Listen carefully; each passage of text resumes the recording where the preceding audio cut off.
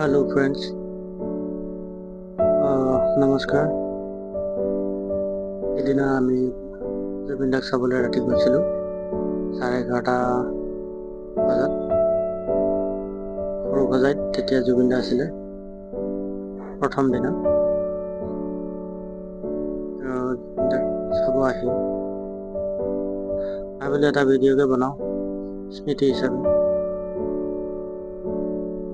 সকলোৱে দুখ মনেৰে চাই আছে,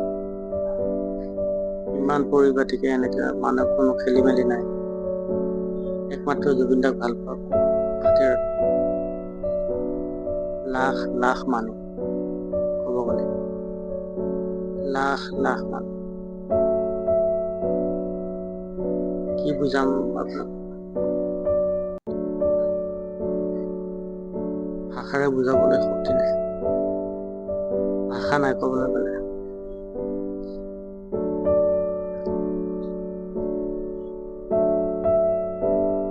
এই মহান পুৰুষজনক আমি হেৰুৱালো, তাকো এনেকুৱা এটা অৱস্থাত।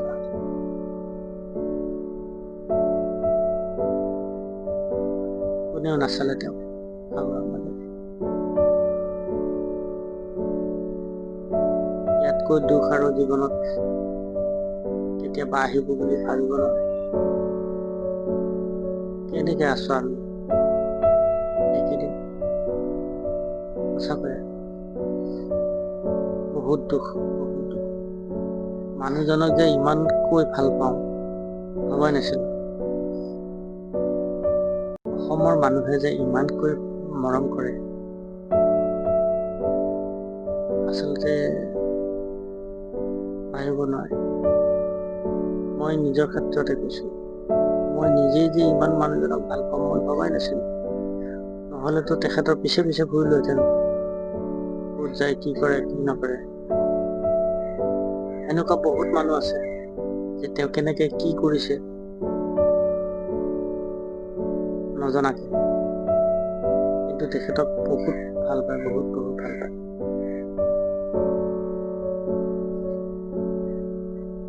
মানুহ মানুহ মানুহ চাৰিওফালে খালি মানুহ, কিমান মানুহ, লাখ লাখ মানুহ। এই 11:30 বজাত ৰাতি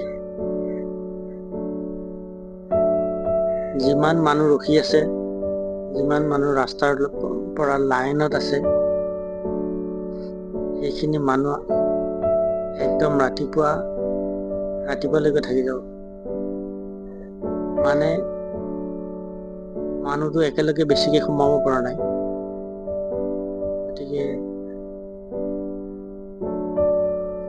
এনেকে দুজন এজনকে এটা লাইন কৰি গৈ আছে। তো এনেকে যাওঁতে যাওঁতে ৰাতিপুৱা হৈ যাব কালি।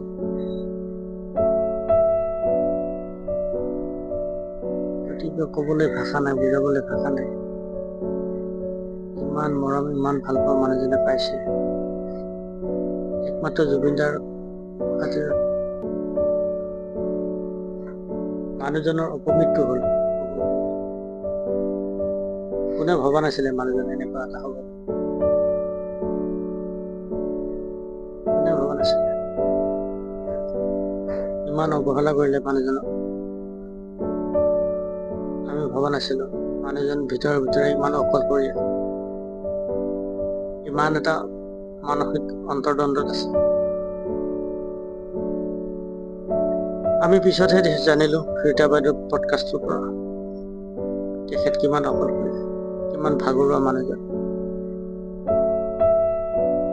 তেখেতক আচলতে ছিংগাপুৰত নিবই নালাগিছিল।